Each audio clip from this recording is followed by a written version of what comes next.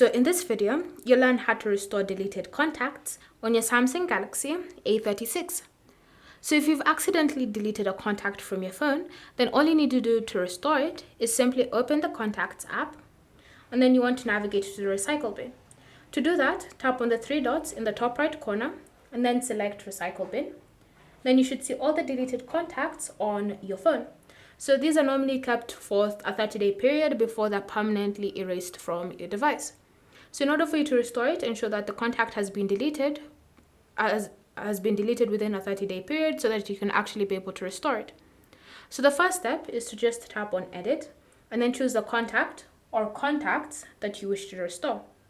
Once you've selected them, you want to just tap on Restore and wait for them to be restored onto your phone. Once you've done that, you'll notice when you navigate back to the Contacts menu, you should see all the contacts that had been previously in the Recycle bin have successfully been restored onto your phone.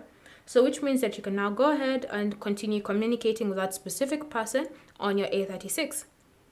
Thank you for watching.